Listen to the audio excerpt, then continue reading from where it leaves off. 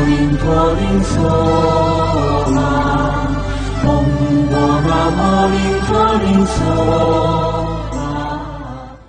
Mechele mi mikuto lewenu mina tun lojiro mi odol mi rufi lojiro akuno sangbele biyo kanten examen ton ko mina no momi lo gbabinu kun no kon bo mina no do kono won isi apape azosi apape akwesi apape la mina no gan isi apape mi dule lo kolo de na no boye lo semaine la be o mina do ko ni lo enioji mina tun lojiro semaine ni ya be di boyin azan wa tongo kaka so yabo azan fo ton ko ene go lo li aso o mimei akpokpegbe toleo no mi na don mi o en lojiro asupa ti ko si apape o erodido ekun lojiro bepli ni tin mi kondo ko ni tin mi bon mi kana tu lojiro we me ma odo asu alo we me ma odo asia bo kayi akpokpegbe ton ana tu lojiro ani humusi koji bodo kunu me jiro yo me kayi belile o mi na don mi kun lojiro apesi apape o edo nu yo ede mi na do walo mi na do bo dagbe na tin mi o mi na do walo mo ko ton ro semaine lo me Chua mi kana do mi kun lojiro la me na no kan si apape o mi no ganji agbaza me mi me kan agbopegbe ton le o mi na do mi no planète no yo Jupiter planète mo ko ton e do dagbe wa mi e do azomi ton si apape mi me agbo zuka me ton le mi na do mi lojiro asupa si potenti o mi mo lojiro kondo podi mo kuko do asupa si potenti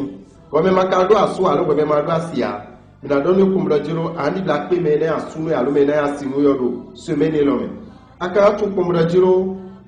azos akwesi apape yo erodidajiro aransan akoyo do ganji akuna sa ape wutu no ya na kole bi onu na inu dagbe bara ko be na wadagbe nwi e kan la mena lo kan isi apape yo erodidonu we be yan apo pe zuka meton do wani joko mesindo mama eno na zon ba mlo ma do ena suponu we lo zame eyin azosi apape yo mina don we kumla juru lini tole gege na mi wa da so si apape ni me kai we do bule ni me we do bo ete mina tun no semaine jawe yo me mina tun kumla juru planète yo do mercure planète mo koton ezomo kondo kode nu asupa sikole ni me makaudo asu alu mi me ma do asia mina tun kumla juru mina pe mede bene mejome eno kanazon bo wiwa na suporo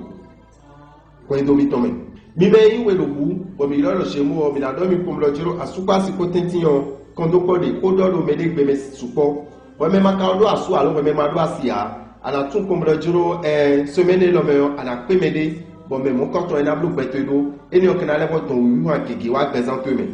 loko mi kana tun kum lojiro akwesi apape yo elo mini aimitoni do te mama ena akomidu bona ya akwesi mi si bon we ma de na don mi de bo mi na be akwede me mi kana le won tun lojiro la me na lo kan isi apape o erodido loje eniyan nugu mo me le nugu de gle o bo ikana ya son me do ho me e kan akusosi apape o mi mo loje we me semu o dagbeti mi da asosi apape mi me kan semu bo ma do aso bo ijojo jale o erodido loje semaine lo me o nu mo koton mi me kekira ti mo la le bo mo aso mi wa mi me agasale gan ni me cancer do mi dele asupa si potenti yo mi na do cancer komblojiro lukiko de lo mi tenti bo mi kra tu komblojiro amado asu alo amado asia ada pemene akunkana vendo meo me mo ko to ekaja no ko hawi bo me kai cancer yo mi na do lo diro kwesi apapo yo akwesi za to ekege ko sun lo semaine lo meo ena bio aikungba ki ko si apapo ena bio gleki ko si apapo ena bi ọkọ ifi ko si apapo be ka lo dagbedo yi na me na no kan si apapo yo mi na don wa me yin cancer bo e loje apu mi to pe be lo na zero yo e lo nu ye si me si apapo yo we ni som ton we ni ma jo we de to ku mo imla ni ni zero yo mi me ka cancer yo le yo azosi apapo yo e do lojiro azosi apapo nu ko itinu mi trala mi me do me lo to gudo bo mi lo azo hale yo mi na mo loje ti di yo e la le bo supo mi me yin kini le no vi mi to kini le o mi na tun kumlo jiro we me odo asu alo we me odo asio mi mo do jiro wi wana supo lo mo do me tagba kana le mo supo so we me maka do asu alo we me ma do asia e do dilo lo je we ni bolo fele bo blo dede mama lo jajajaji bo me na le foto ve no yo e wa na le bo ipe e kan ya kwesi apapo yo mi na do we me kini lo jo tagba debu de nu ya anamology me tre wo akodo ba do yo me mo koto na so akoto me na le wa so akoto we do so akoto lo semaine lo me lo ko mi to kan yin yo le o mi na don mi ko mo loji la me na lo kan isi apapo yo mi mo loji mi na lo kan ji da gbaza me mo na lo kiko me mi kala to ko mo loji a zo si apapo yo a zo mi to si apapo yo nu mi le bo mi de ko no le mo loji mo koto lu de jina ti nu mi yo edo de loji mi ni to ga de mi na mo lu de jiro a zo ni si apapo mi me kai no da loji le bo mi lo do fies le o mi na do mi ko mo loji semaine lo me o mi na to ko mo loji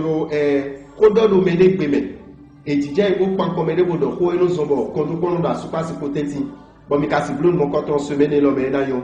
o me makado asu alo me madu asia mi na do ni ko mo loji a super si ko si apapo yo ani level vous faire bo level to loji mo ko to ekun de nu lo semaine lo me o lo ko mi to le mi kala do mi ko mo loji akwesi apapo yo mi na to loji mi na mo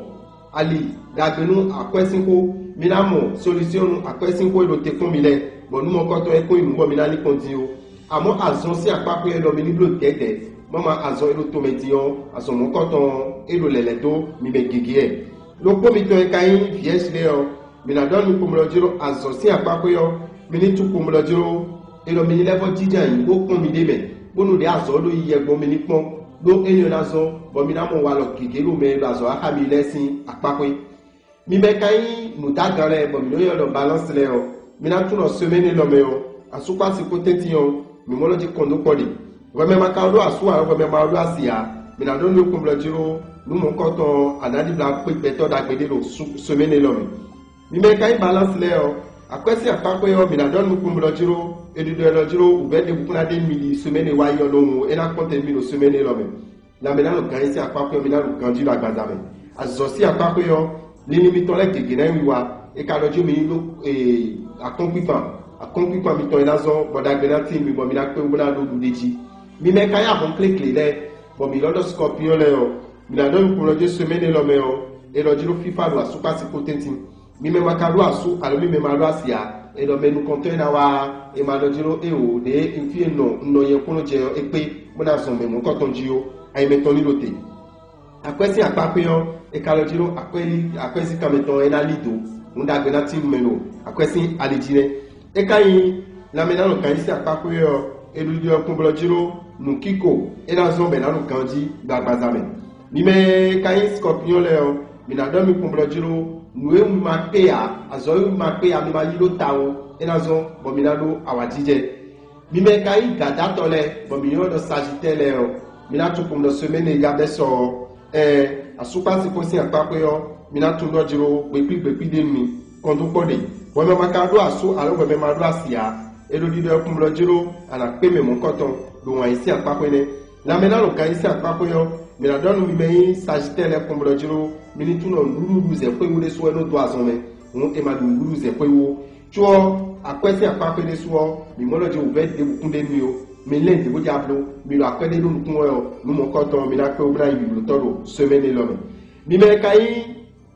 sagittaire o azosi apapo o mi na do mi kun bloje u ve pe de na de mi la azosi apapo do do mi do nu kun de mi ne la zona in kongo e je in komodo semaine lo nu mi ya mi me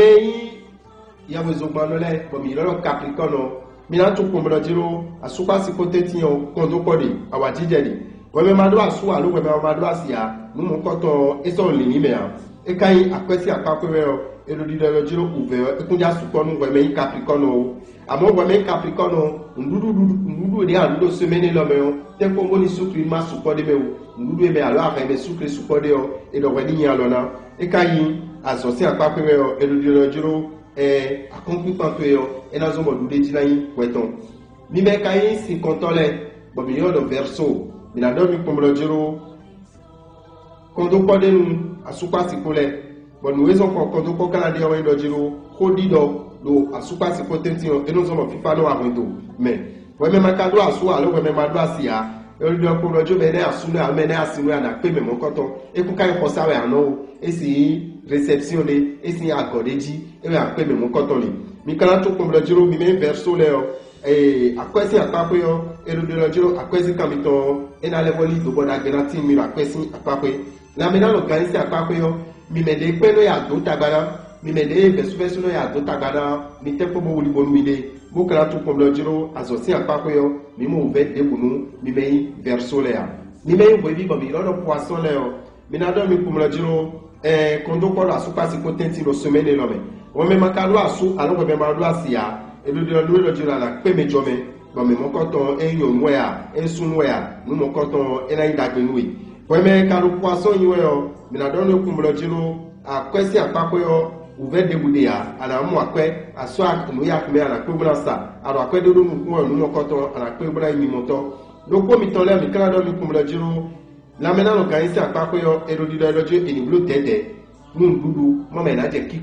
kikulo kun kai ndagbe o chuo azosi apako yo mi na do mi kumula jiro dagbe tin mi no azosi apako bo fifa na tin no ko mi tole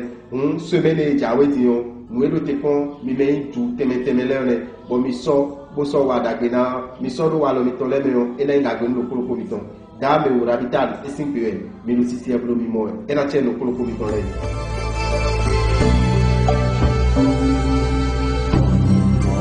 morning calling so